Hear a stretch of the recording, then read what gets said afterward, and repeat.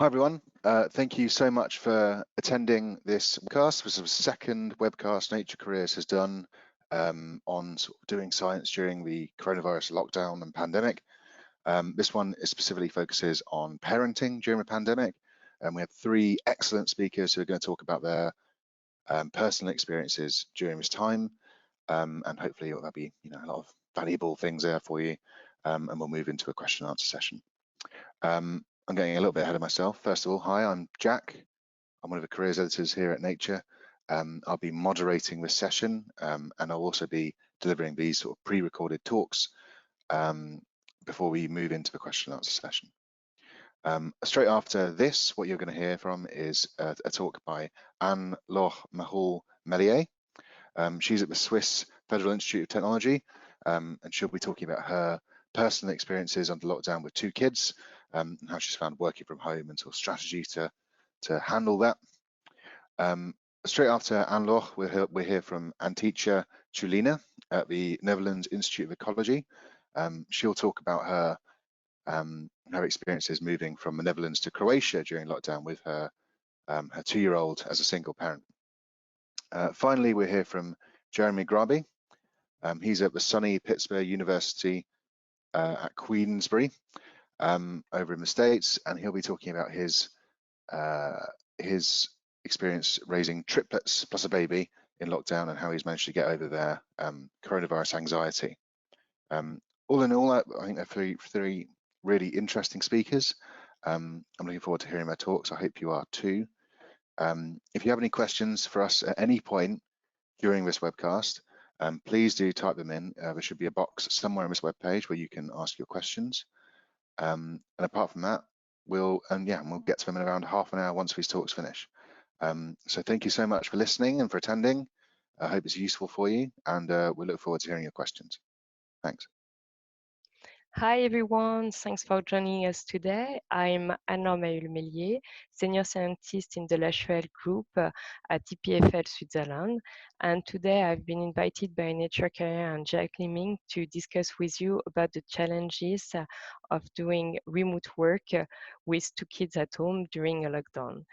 Basically, to give you a bit more of the family context, my husband is a staff member in the hospital, so he was unable to do any remote work or to take any day off during the 2-month time period to help me. So basically, it has been me, myself, and I having to deal with the triple challenges imposed by the coronavirus, meaning reconcile remote work, homeschooling, and parenting. So today my talk will be divided in 3 parts. I will start to explain briefly how I thought the lockdown will be before I experience it. Then I will come back to our daily life during the lockdown and the challenges that I had to face. And finally, I will tell you a bit more about the solution that I've tried to implement in our daily routine to survive to this difficult time. So basically, a few hours after the lockdown was announced in the country, in Switzerland, and after the EPFL decided to close the university, I was still very confident that everything will be fine during this time period. In a way, we prepare a research continuity plan with my boss, helping the lab members to do a smooth transition from their bench to their home. We had the full support of EPFL. On the other side, at my home, it was very easy to settle 2 workstations for the kids. This is kid 1 and this is kid 2. And I even have a Pilates mat to do a 30-minute exercise every day. This is what I thought before the lockdown really hit me on the first morning after the closure of the university. So we were mid-March, and the first Monday morning, I received a lot of email, much more than usual, on one side from the work, but also many private email from the teachers that were sending homework assignments that we had to print, to teach, and to send back to them. In addition, we have a multiplication of the channel of communication. We have a Slack for the group that started very general and very chatty during between the lab members. But quickly, everybody started to do subgroups of discussion, and this just multiply the number of notifications. Similarly, WhatsApp went just crazy with tons of notifications from family and friends, but also from the teacher for the kids, colleagues, and different other group. Finally, I discover, like I think the rest of the world, a video conferencing platform and all the invitations that overloaded my agenda in few hours. So basically, the first day I was already overwhelmed by the number of communication and connection that I had to make every day and all these emails that I had to reply.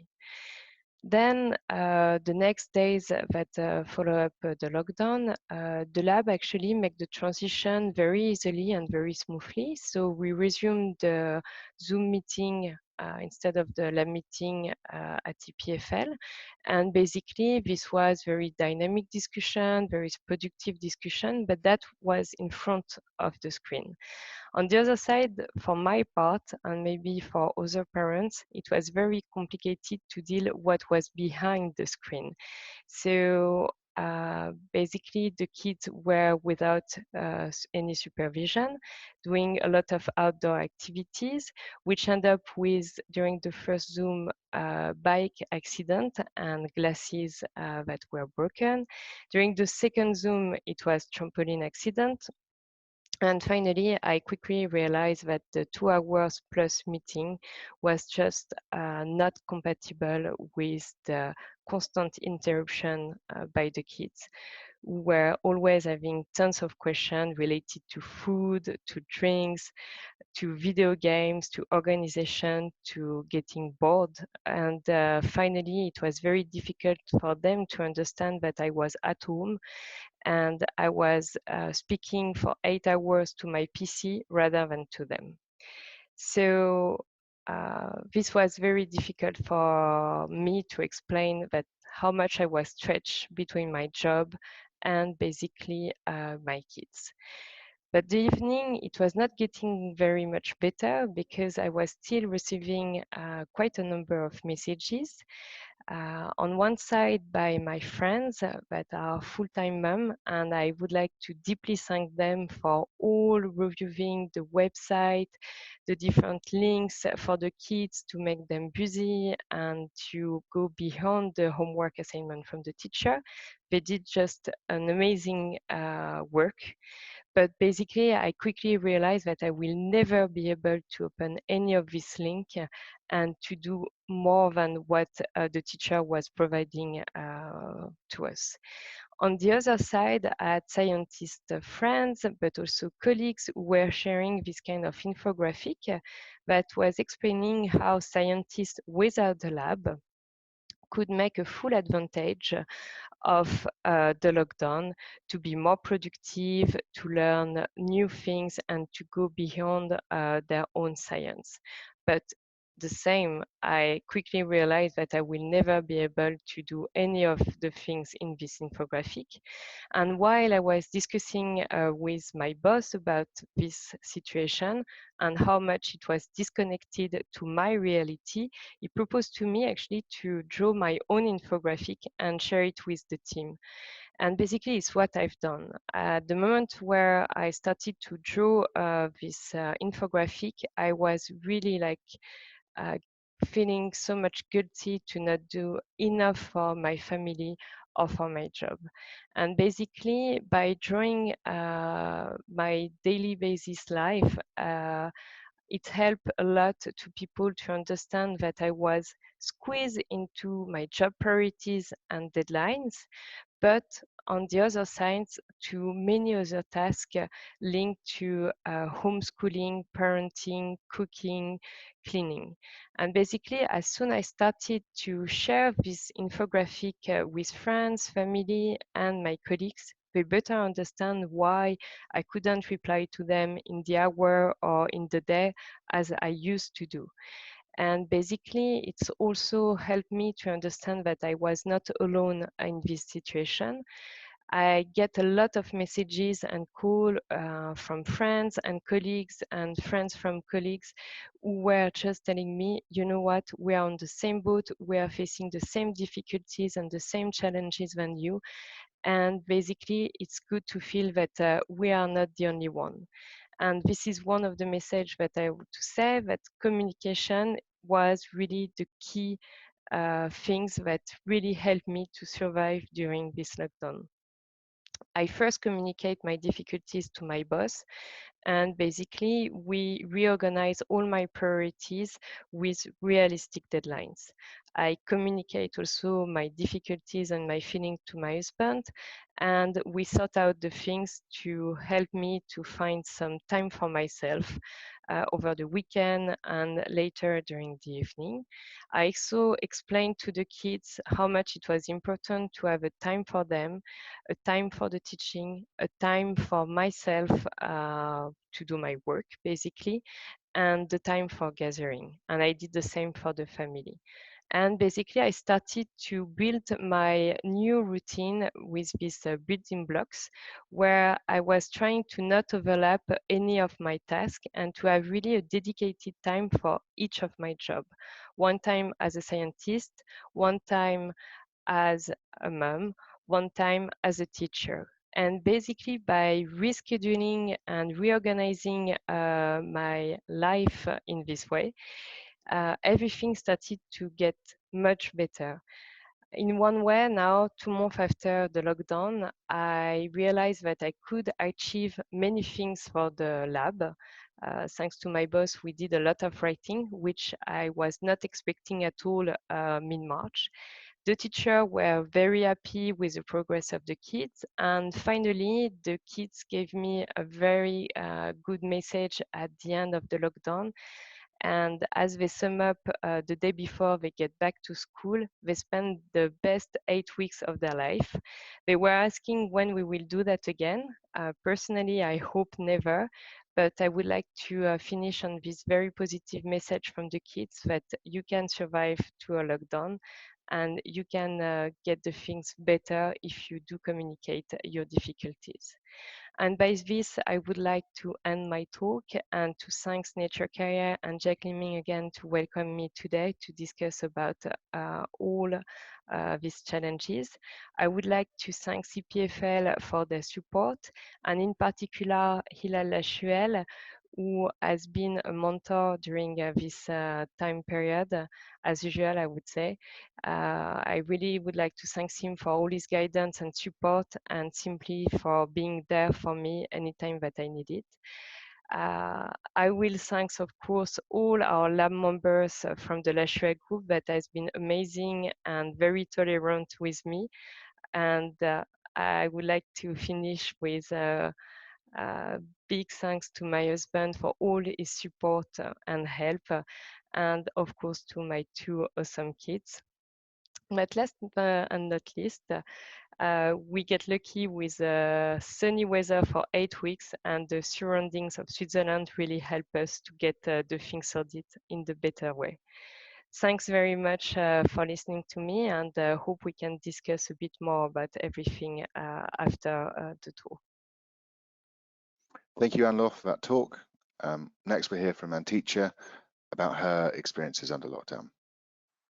So, hi everyone, and my name is Antica, and I'm very happy to be today here to share my experiences during Corona outbreak, and I hope some of these can help you to deal with stressful situations such as this one. I'm an early career researcher at the Netherlands Institute of Ecology, where I hold a personal fellowship, and one part of my work is about informed decision making.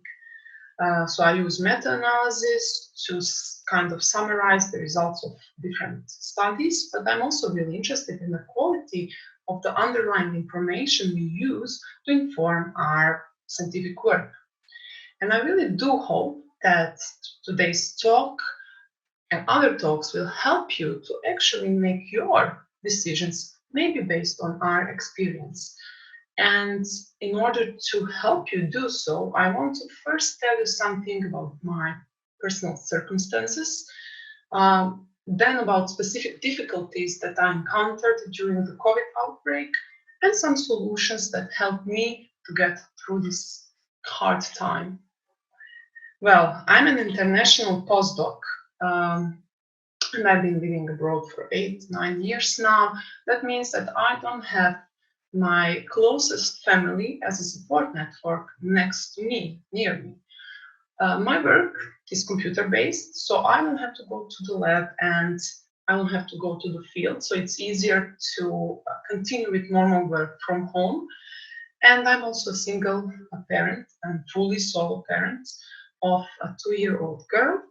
And 2-year-olds, they need your constant attention, so you can't just leave them alone.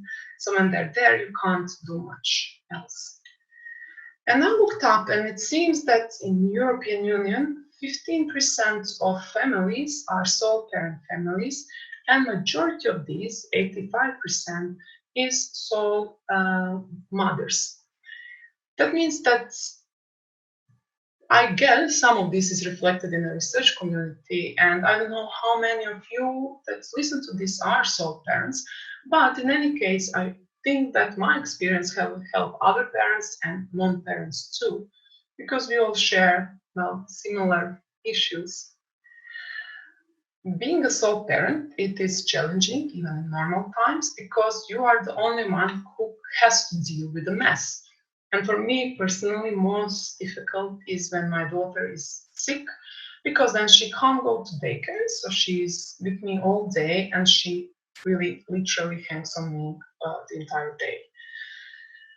And then in normal times, I have a support system and I have my own way of organizing my days in order to be able to work and also to enjoy time with my daughter. But then COVID came and everything changed, because that meant that she can't go to daycare and she's constantly with me. And for me, even more scary is that none of my family can come and help us if we need that. So my main difficulties were these internal ones, and I think everybody had those. And this is about, making right decisions based on limited data that were available at the time.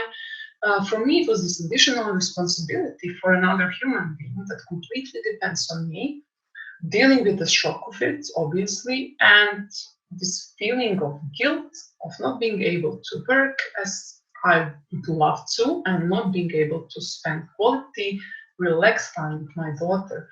Then there are logistic ones. So this is, I want to stay healthy. I want my daughter to stay healthy. I need to do shopping. It's very difficult with her constantly with me. And those work related. At the time of the outbreak start, I had several papers to finish up, some reviews to do. I coordinate this large network of researchers. I wanted to do all of this. And some of these difficulties were short-term ones, but then there are also long-term ones, such as I have a temporary contract and I want to apply for ERC, but now I have this issue of my career kind of stopping and I still have to pay this grant and I need to be competitive. So this is, all of these things were just in my head bothering me. But then, we want to continue with the life, and for that we need to find solutions. And these solutions, I basically divide them in acting. So I acted. I just decided really quickly and without much information to go to Croatia for some time with my daughter, not to be cut off in the Netherlands if it comes to the worst. Then I think it's very important to accept the situation, because it's a certain difficult situation that we are exposed to, and there is a limited amount of things we can do. So we have to accept. I have to accept the fact I just can't do as much work as I had done before. And finally, adjusting, doing things to adjust to what we face now. And for me, it's very important to feel an active player in all of this, because at the beginning, yes, I did feel sorry for myself because it is difficult, it is stressful, but in the end, I don't want to be the victim. I want to have an active role in the situation and decide as much as I can about my life. So, what are my practical solutions? There are 5 that I'm going to share today. First, take time, and I think this is crucial. So when it all started, I came to Croatia, and then we had an earthquake in Zagreb. We had to evacuate our house, and then it snowed. So I was extremely stressed. And upon that stress, I had the stress of not being able to work and feeling guilty that I don't feel emotionally prepared to work. And even when I would sit at the computer, I would just look at the graphs of increase of coronavirus in the world. And at one point I just said, this is a strain on me. It really is, difficult physically and emotionally to keep all of this. And I just decided, okay, I need time to adjust to the current situation and to just, accept the shock of it. So I said, I'm not going to work for 2 or 3 weeks. I'll just take that time.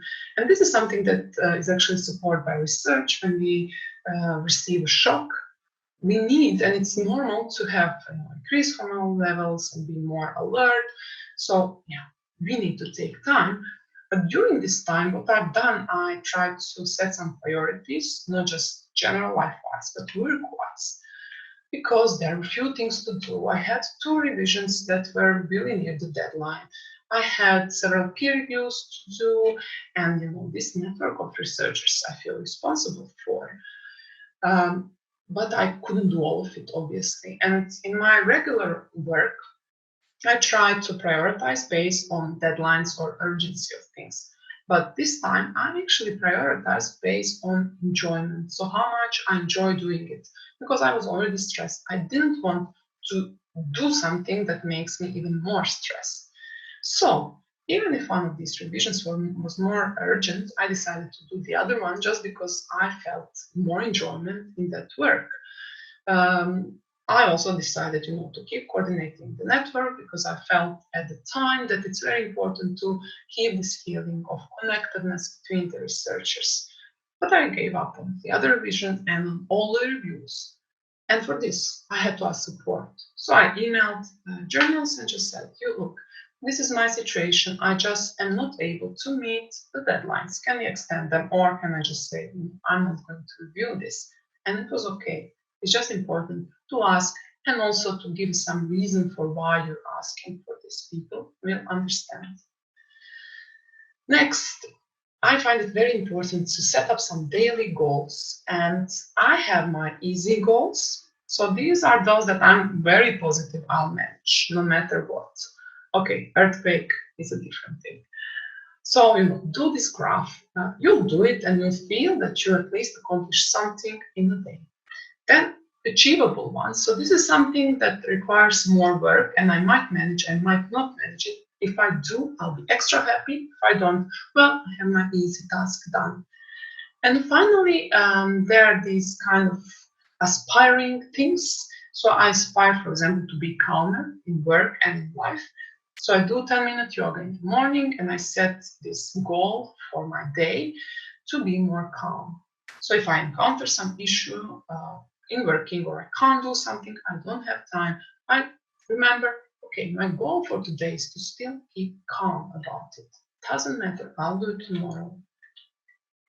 And finally, although I have a plan, I have to be flexible. And sometimes I just can't do anything because my daughter is sick or she needs attention that day. She's just sometimes more needy, sometimes she's more independent. Sometimes I have to give up on things that I planned. Second, at the beginning of the outbreak, I really set to keep my family life and my work separated, but that turned out completely impossible because I was constantly there near my daughter, and it means that I will write my paper and she will ask me to wrap her doll in a million blankets because that's what she likes doing. And we also attend a lot of meetings together. And finally, I think it's important to remember to enjoy moments. And in the times of stress, we tend to forget this. So we have to actively remember, I'm going to enjoy this. What I enjoy, for example, I really enjoy doing something with my daughter, but I also enjoy playing piano because then I forget about everything else. So this is 10-15 minutes a day, but it is really healing and it helps me to work better the next day. So I think that is all that I wanted to tell you. So I want to thank you. And apart from asking questions during this session, please feel free to send any comments or get in touch if you're interested in anything related to single parenting. You can contact me via Twitter or find my work email and send me an email. Well, thank you very much. Thank you, Antica, for that talk. Now we're going to move to Jeremy's personal experiences under lockdown. Hello, I'm Jeremy Gravy. So for my experience of parenting and working during the pandemic, I kind of had a double problem with three parts. My triplets, I have 7-year-old triplets, 2 girls and a boy, and a 8-month-old baby during the process.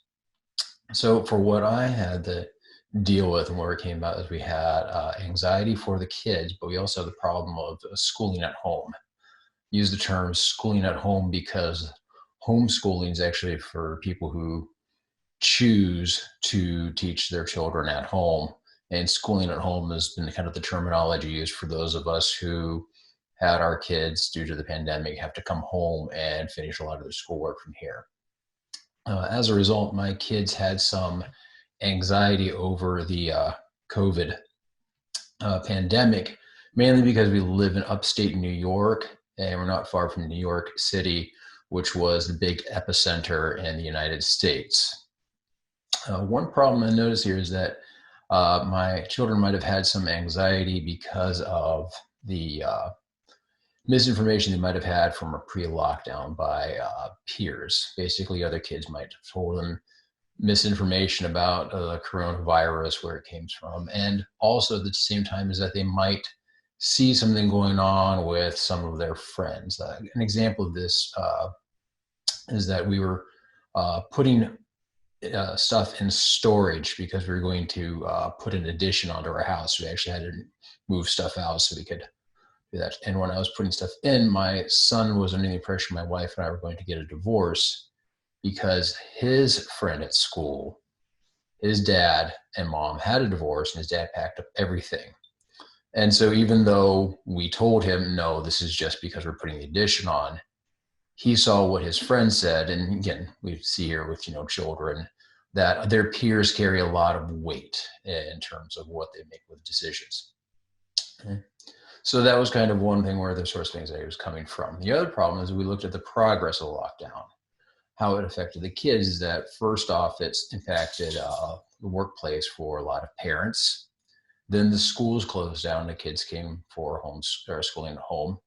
And then we had parks and public places closed down. And then finally, what really set things off for my son in particular was when a local video game arcade in our mall closed down. He says, well, daddy can't go to work, and mommy can't go to work. We can't go to school. We can't go to the park. Well, let's go to the arcade. And we said, well, the state has closed that down. And he says, well, we shouldn't listen to the governor.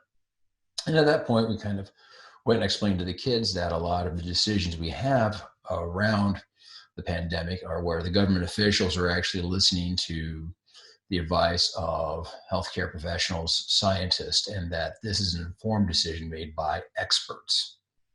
So the next issue we had outside of the anxiety is also schooling at home. This is a big source of stress and anxiety for parents. Many of you are experiencing that. I had 3 kids who had 3 different teachers. So even though they're all in first grade, they're in 3 separate classrooms with 3 different agendas and that sort of thing. Something that happened is that prior to the pandemic, we went to a local kids science museum, and they have an International Space Station simulator where kids can do hands-on science learning. It's a lot of fun because you're basically in a simulator that has a space shuttle that takes you up. You're on the International Space Station. You get to do all these fun activities hands-on. So we took a room in our house and removed things and turned it into a room we called the bridge to cross between the Starship Enterprise and the International Space Station, where we had pictures and kind of mock wallpaper that made it look like it was something out of space. In this way, even though we couldn't go out of the house much, we could at least kind of create a kind of learning environment that was more hands-on, more enjoyable like that. One of the problems we were having with schooling at home was frustration. I've talked to many people over the different types of apps that you have to log into, the different portals associated with online learning. A lot of it's ad hoc to get into here, the different logins. And at some point, I was just said, I can't log into these things if I can't even pronounce them, such as, log into Flippertigibbet and to get to the who's it's and the what's it's. And the children are frustrated because they're trying to learn something while a parent is hanging over their shoulder. So I decided that I was going to try a more direct, hands-on approach and talk to other teachers and if this was fine, particularly because we're dealing with multiple kids. And you might find that is a situation for you where maybe teaching over the shoulder of one kid on a Chromebook might work, but multiple kids might not work as well. So we've had issues with their math and science homework.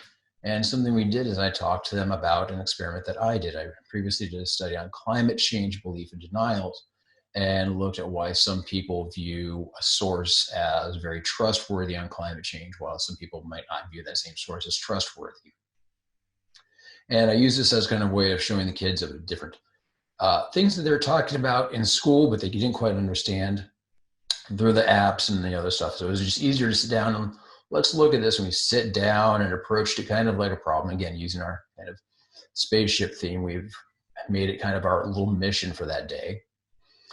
And as we were kind of looking at different things of like how to understand what an independent variable is, how we manipulate things, how we measure things, how we use math, they decided that they wanted to kind of turn something into an experiment. What it is that we kind of looked at how my study with climate change and who's an authority related to how we talked about who's an authority, whether it would be the governor, the physicians, the scientists.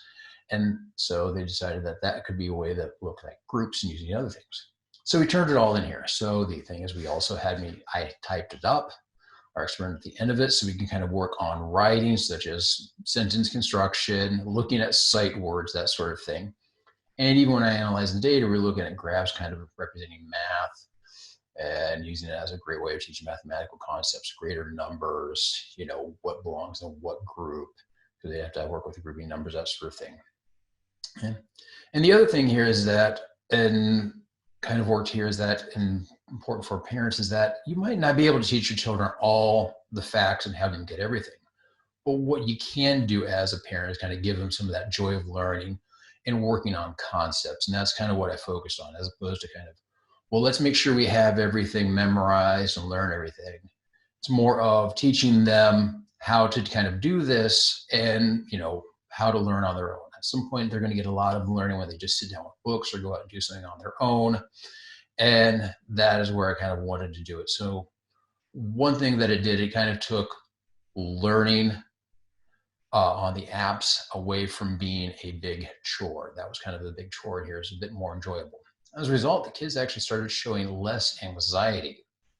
At the beginning of the pandemic, I left to go to the grocery store. When I came back, my one daughter, Daniela, was beside herself in tears and sobbing. She was afraid that I was going to die out there in the pandemic, as though it was some sort of post-apocalyptic wasteland. Again, peers could have contributed this to her. However, they felt better when I was leaving the house for the grocery store after the experiment. We had studied what the COVID crisis looked like, what we needed to do. So there was, Daddy, I have your mask ready. The kid had the disposable or the reusable bags ready, that sort of thing. So it kind of worked a lot better for reducing their anxiety. Now, why was there less anxiety for the kids? Well, first off is that I think doing an experiment and hands-on learning, we've started doing this with other concepts of going with hands-on learning, can be a bit more relaxing for the kids because they don't feel the confines of a lot of the online learning or solo. They're much more getting into things on their own. The other thing, as a parent, it is much easier and more enjoyable. That I kind of can make it akin to fishing when you're teaching my kids to fish. Even if I don't catch any fish, it's a more relaxing experience going out and teaching fishing with the kids. And even if they only catch one small fish, there's a bit more joy. They've learned, we've had fun, that experience. The other one is that the children seem to have less frustration at learning. They seem to understand a lot more when you apply the hands-on, experimental, and experiential approach. And finally, as a result of the experiment, we had to understand a lot more about COVID-19. So part of the thing that we did is we actually used the CDC guidelines on social distancing and hand washing as our measure of trustworthiness. And we studied COVID-19, what it's like, how to prevent it, what measures are, and that kind of gave kids a bit more autonomy and power over COVID-19. And I think what I kind of took away from here, and a lot of parents can take away from this, is that it doesn't have to be the greatest thing or the most important thing, but any kind of effort with engagement for the kids might help not only with their schooling, but also their anxiety. And we kind of see here is that perhaps with the pandemic, we might have multiple sources of anxiety having a confounding effect on children. Thank you, Jeremy, for that talk. If you have a question, please do feel free to type it in on this webcast platform, and we'll try to get through as many as we can over the next half hour. So hi everyone, that's the end of the pre-recorded sessions. I hope you can all hear me okay. Thank you so much for joining us. On the line we have Anne-Laure, and teacher, and Jeremy. Hi guys, can you all hear me okay? Hello. Hello. Hi. Hi everyone. Well, thank you. Thanks so much for joining us in this now live session for the next half an hour or so. As I just said in that little pre-recorded message, if anyone's got any questions while they're watching, please do feel free to type in your questions somewhere on that screen where you're watching this webcast, and we'll try to get to as many as we can. Let me kick off with one from David. Thank you very much. He wonders, how have you approached weekends during the lockdown? Anne-Laure, let's start with you, seeing as you gave the first talk, if that's all right. We haven't heard from you in a while. Yeah, it's fine. What have weekends been like for you? How have you sort of differentiated them from work days? Yeah, so basically what we put in place already from the first week, that the Friday evening at 5 p.m. we were putting everything back in the closet. PC, any homework assignment, everything related to either teaching, homeschooling, or work were tidy up. And basically it was really helping us to have the weekdays that were really dedicated to homeschooling and to work, and the weekend it was just about family gathering and really making the shift between the two different modes, basically. Thank you. I can imagine that helps a lot with sort of maintaining structure and giving some sort of semblance of a difference between a weekday and a weekend, right? Yeah, really to create two different type of atmospheres. Right, I absolutely get that. Yeah, it's something I've struggled with myself in lockdown. And teacher and Jeremy, would you add anything to that? Is there anything particularly you found yourself doing over weekends, or any sort of methods you brought in to differentiate between your working day and your non-working days? So for me, my daughter is very small, so she's 2 years old, so I don't think she notices that much any difference between weekend and the weekdays, apart from when she goes to daycare, because I think that's a big difference. But during the lockdown, well, she was just very same every single day. And for me personally, I actually joked with my colleagues that this has been the first time since my PhD that my personal and work life have really mixed a lot, which I really didn't do since the PhD. And I tried to do that less during weekends, so I tried to have at least one day when I don't touch anything related to work, but usually I have to have one of the weekend days to do 2-3 hours to catch up on everything I haven't done in the previous week. But as I said, for my daughter, I don't think for her that's a problem or anything. That makes sense to me. Jeremy, would you add anything to any of that, or? Yeah, for me, it was easy to keep the kids' weekends separated by not having their schoolwork. But for a while there, I was actually still playing catch up with work and doing work in the mornings. It was just kind of being problematic. And what I actually did is I just said, I'll just step away, and if I have to play catch up during the week, then I do that, and kind of prioritizing things so that if anything really wasn't a big priority, it would just kind of be left in the inbox. And that actually helped me recharge and feel better, so that when I'm helping them with their schoolwork during the week, I think I was more productive with them and work. So it was, believe it or not, just kind of that stepping away on the weekends and learning to kind of separate it made it better and more productive for the work week. Great, that makes sense. And I guess, yeah, sort of managing your time in a way that makes sense for you is the most important lesson in any of this, right? Rather than sort of necessarily spending too much attention on what, on Saturday and Sunday. It's just whatever works for you as an individual, I imagine. Great. Okay. Can I move on to a different question?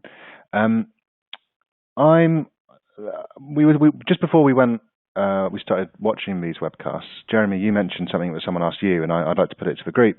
And that was, what do you all think this generation of children growing up with coronavirus, whilst learning and working from home, might get from this experience? Or do you think there's anything positive or negative they might bring from this period of being educated at home and this time out of school that's completely different from anything that's come before it? Jeremy, I'll stick with you for that question if that's all right. Oh, no, that's fine.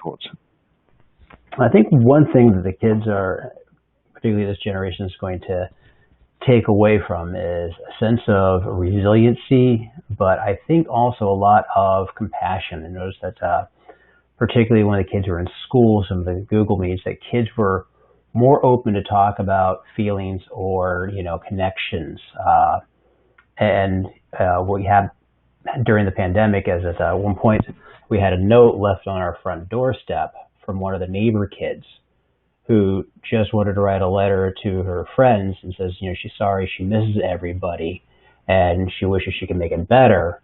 But it was a kind of very nice kids discussing their feelings. And it was just a sweet little note.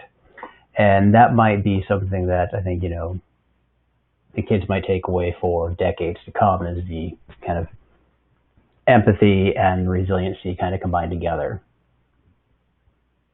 That's a lovely story. That ties in really nicely to my next question, if that's all right. Let me, Teacher, let me ask you this. Is there anything over this period that you can point to that has been really nice, really enjoyable, an opportunity that you might not otherwise have got during lockdown and the pandemic? Is there anything that you've really enjoyed? Well, I think I really enjoyed the opportunity to actually really experience in person all the milestones that my daughter has achieved, because during normal times that can sometimes happen at the daycare. So I just hear about it, but now I was there, so if something interesting would happen, I was either there in person or my parents would just invite me and I would go downstairs and see that event. So I think that was really nice, and especially because she's really developing quickly now, and I think maybe this was actually a good opportunity to experience fully all of that development. Yeah. Nice. And Anne-Laure, same question. Is there anything that you particularly enjoyed? Well, actually, I enjoyed to be at home with the kids. So even though I was quite busy writing papers and a lot on my PC, to be honest, on Zoom, we did really enjoy to spend the entire day together. And basically in Switzerland, the lockdown has been quite smooth, so we could still go outside and walk and do some hiking. So basically every day at the end of the day, we were doing 1 hour of walk, basically. And that was really great to gather with the kids and to spend actually a bit more time with them rather than on the usual routine. Sure. So it sounds similar for both of you, right? Just the opportunity to spend a lot more time with your kids. Yeah, exactly. Great. Just a reminder to anyone listening, if you do have any questions, please do feel free to type them in there should be a box where you're watching this webcast. And if you do have any questions for our panel, please do feel free to pop one in there, and we'll try to get to it as soon as we can. I'll move on to the next one now. I'm not sure who to address this to, really, but Jeremy, let's start with you. I wondered if you had any advice for any sort of specific technical tools or techniques or anything, really practical that you've maybe found online that has helped you manage this time. Is there any sort of resource that you can point people to that has been particularly helpful? Yeah, one that was kind of was odd and that I didn't expect was actually a few of the weird government resources that had a lot of educational things for kids. So it was kind of outside the curriculum. During the pandemic, we had like a series of natural disasters happen. So we went through an earthquake, which is incredibly rare in upstate New York, and 2 tornadoes, which we average about like 1 tornado every 10 years. So 2 within a couple of months was odd.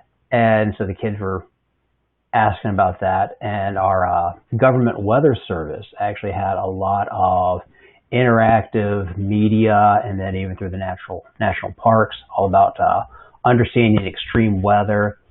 And it was a great educational resource. And we even had one day where it was a rainy day, and we just hung out and went through the little classes and quizzes and activities.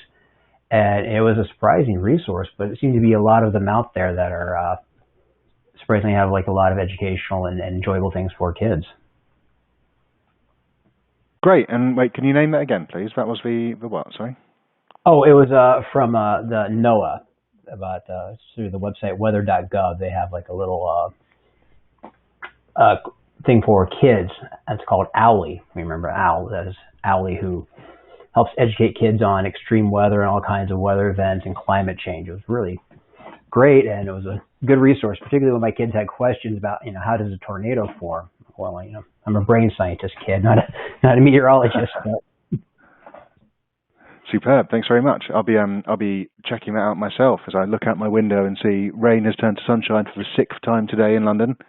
So thank you. And teacher, is there anything practical and specific you would point people towards or mention that you found particularly helpful during this time?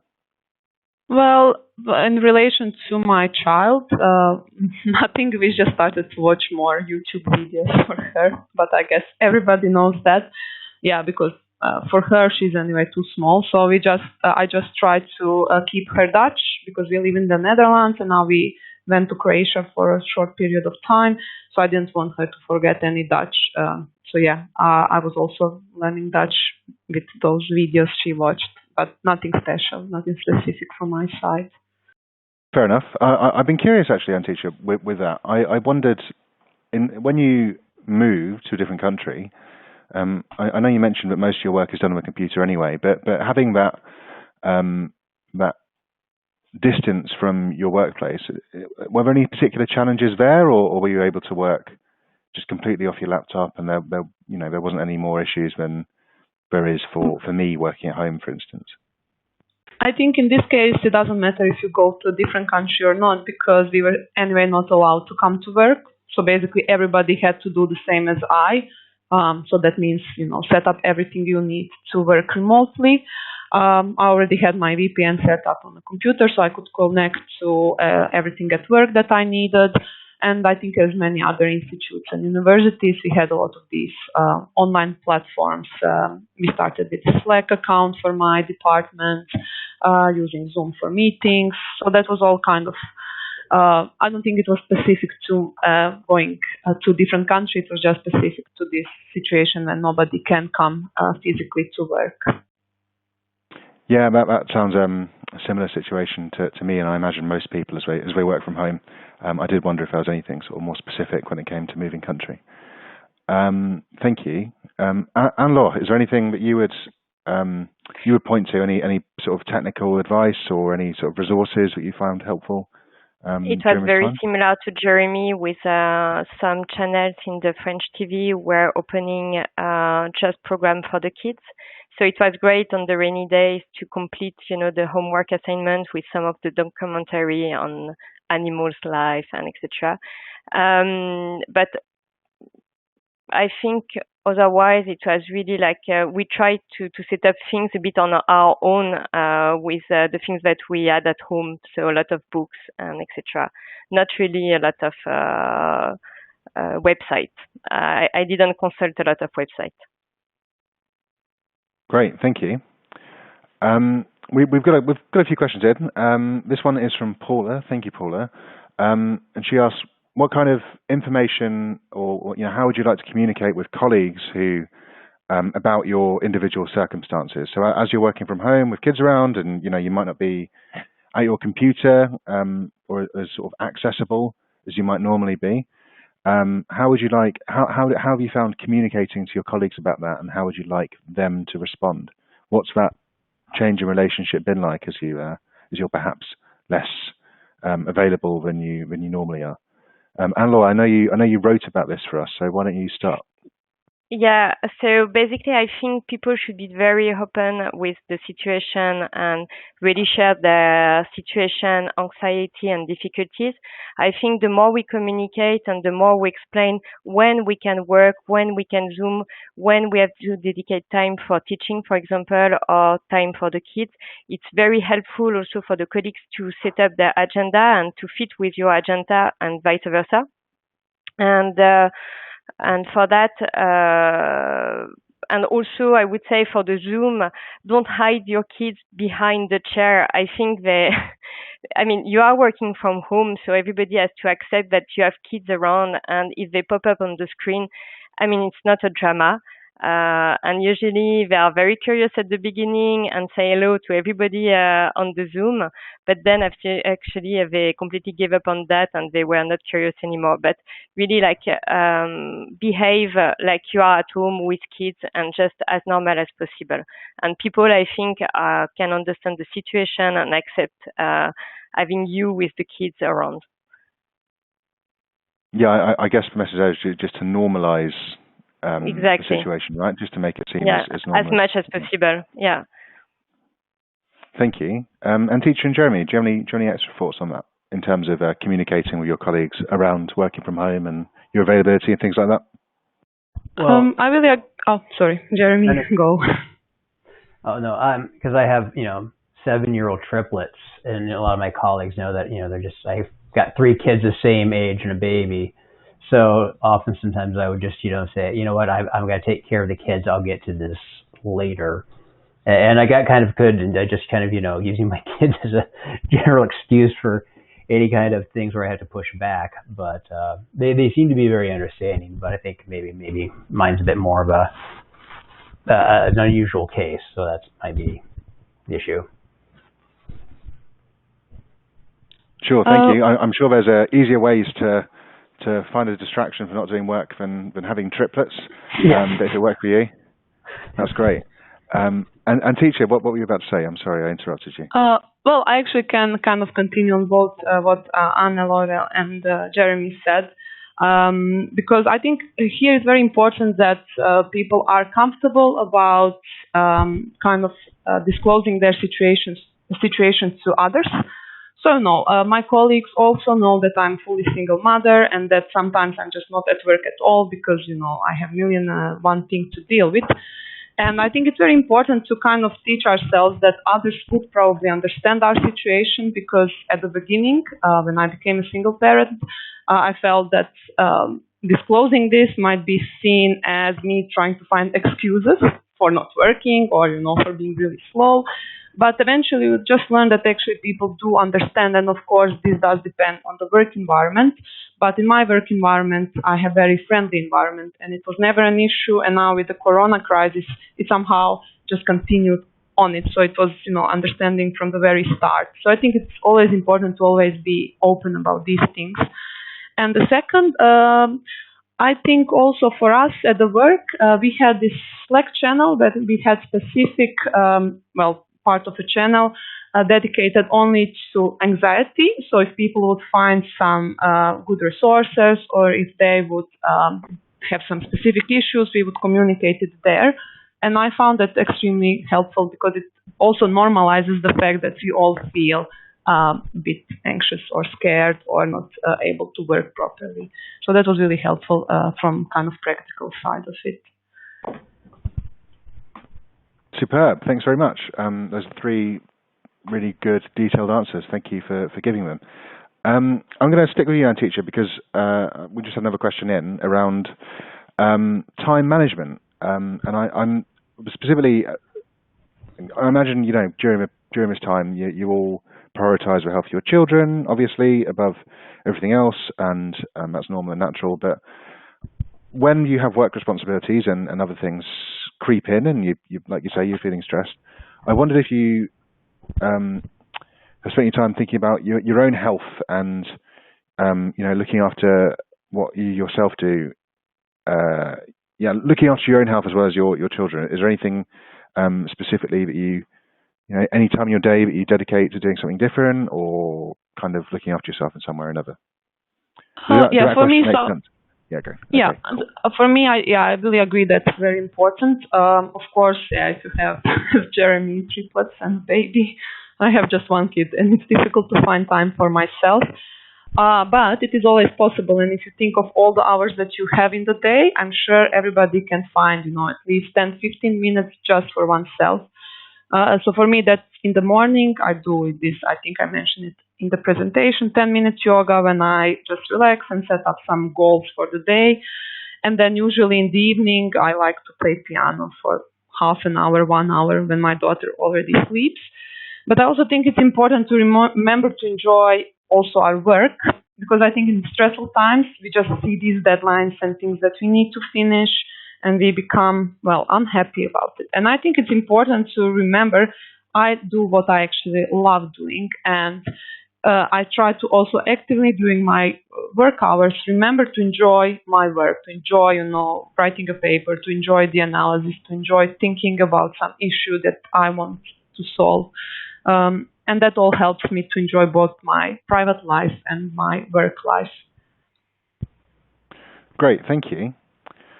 We've got another question in, again from Paula. Thank you, Paula, around communicating information about the outbreak and or the pandemic to your kids. Now, Jeremy, I know that you found a creative way to do that by essentially doing a science experiment, which you spoke about at length. But Anne-Laure, I wondered if you could share how you communicated to your children about the outbreak. How did that sort of conversation go? So basically, it has been much more straightforward than for Jeremy. So I explained to them what was a virus, but without any experiments or things. It was really about the discussion. I explained also that the kids were very unlikely to catch this virus, because at the time it was really the message that this population was less susceptible, so they should not worry too much about that. And basically, at home, we listen a lot the radio in the morning, but then after there is not really the news on the TV. And I think that also really helped to not increase the anxiety with the kids. Because basically there is a lot of discussion going on about this virus, and actually everybody is saying many things, but nobody has the clear answer. So I didn't want to stress at all the children with information that were wrong. So we really state just what we knew about the virus, who was the population at risk, why they couldn't see their grandparents, for example, and that was very important to protect them in case we were carrying the virus. And basically, to tell you a bit more, at home, my husband got it, and I've been positive after, and none of us had symptoms that are, on all the newspapers and on TV. But basically, so the kids realize that we can get this virus without dying or without getting to the hospital. So I think after they were more confident about the situation. Great, thank you very much. We're almost out of time, I think, but I'm going to end on a sort of double header for each of you, if that's all right. I'm curious, how do you feel research should change on the back of this? There's lots of conversations around how the economy might come back, and whether this is an opportunity to kind of for the world to be different when we all come out of lockdown and start again. And I wondered, in terms of the world of research, are you hoping for, are you expecting any big changes? You know, is there anything, you've got your fingers crossed for when we all go back to our labs? And then alongside that, I'd also like to know if you've got any single piece of advice in general for the future. Is there, or is there anything, you'd say to parents out there who are muddling through this outbreak? Would you give them any more advice specifically? Thank you. That's a long one. Let's go in the order we had the presentation. So Anne-Laure, would you mind going first? Thank you. So basically, it was a lot of questions in one question. So I'm not sure to which one I should answer. But if I get right, the first part of your question, it was really about the challenge of research and how it will impact the research in the future. Our main concern when we discuss with colleagues is really about the grants and the money and the charity donation from people, if it will still go on. At the moment, we can see that the budgets are a bit more stretched on our side, and that we are more worried about, the postdoc or the PhD students who have short time to finish and complete their experiment. And we are very hoping that there is not a second wave of lockdown, because that would be very difficult for them to achieve what they have to do during their contract. At the moment, there is no expectation to actually extend their contract, so this could be a problem indeed for them. That is really one of our main concerns in our lab. Thank you. That's exactly right. That was the first part of my question. The second part was, do you have a single piece of advice to any parents out there for the future? Is there anything you'll be sort of carrying with you?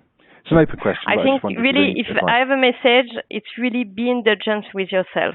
I think under these particular circumstances, we all do our best. We are all on the same boat. And basically, from the first experience of the lockdown, we are learning. So I hope if there is any second wave of lockdown, we will do better and we will be less stressed and less anxious about the situation, and just let go the guilt. I think that will be my message. Superb. Thanks very much. And teacher, let me move on to you. Is there anything you think should sort of change in research culture? Is there anything you hope that we sort of get out of this that we didn't have previously? I think that this kind of extreme event has brought up this issue of a gender gap in science, which was always present, but now I think it got even more kind of widened, or because I've seen also research that shows, for example, that women submitted much less articles than men during this time, and we can all think of the reasons why. So I do hope that these kind of additional difficulties will be recognized in, for example, how assessment of your work is done for grants or for positions, because obviously for some people this period has even more reduced the ability to work or to produce some outputs. And I think it's something just that our research community has to anyway deal with, but maybe this is a good call to say, well, it is extremely urgent to actually deal with these things, because what if the outbreak continues? And for the kind of advice for parents or researchers who are parents, I think a good takeaway is that don't panic, because as Anne-Laure said, what doesn't kill you, it makes you stronger. So this all prepared us for future similar situations. Hopefully they won't happen, but we survived, and things will continue in some way or another. And I always think about, my childhood was a war, so we had the Yugoslavian war. I couldn't go to school for more than half a year, and it didn't impact me that much. So I did a good education. In the end, I got a nice position later on. So we as parents, I think, tend to stress a lot about how some situations will impact our kids. But I think learning from my own experience actually doesn't matter that much because, eventually if your family, is loving, if you support your children, I think in the end it will all be fine, despite difficulties such as this one with the virus. Great, thank you so much. And Jeremy, let's end on you. So again, any thoughts about how the research culture might change at the end of this? Hoping that perhaps the research culture might change by actually having peer review be more of a kinder or more understanding process. I was looking at some review material, a review that came in just before the pandemic hit, and then one afterwards, and kind of right just before it seemed that they were sometimes people almost seem angry in their feedback, as though why didn't you do the experiment I wanted? And I'm hoping that maybe, going forward, people will be more understanding that, given the circumstances, that's probably the best way that they could have done the experiment. And, if we wanted another experiment or something like that, we can kind of look at that forward. But if you will, kind of more being aware that perhaps, the circumstances weren't ideal for the other researcher, and having, if you will, kind of more positive and kinder peer review process. Oh, that's a lovely idea. And if there are any meta researchers out there, then I think that's a great article topic. Get on it. Jeremy, can I ask you to end with just a single piece of advice for future for anyone listening, any parents out there?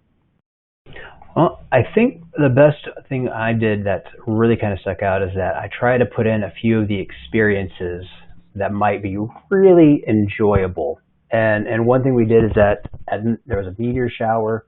We made some popcorn, we made some hot cocoa, put it in a thermos, and we snuck into the park at night and we watched the meteor shower. And my kids were explaining different things about the stars and astronomy, and it was a really enjoyable experience, but it was more of rather than trying to teach them and be didactic, one of the things was that, let's just go and have fun as a family. And if we learn something, all the more better. Great, thank you. That's a lovely sentiment to end on. So thank you, Anne-Laure, Antika, and Jeremy for joining us. Really loved having you, and thanks for putting together your presentations and everything. Thank you as well to all of our attendees for watching and listening. We hope you enjoyed it and got something valuable out of it. So yeah, thank you all for coming. I think we're going to close this webcast window now, but again, thank you. Take care.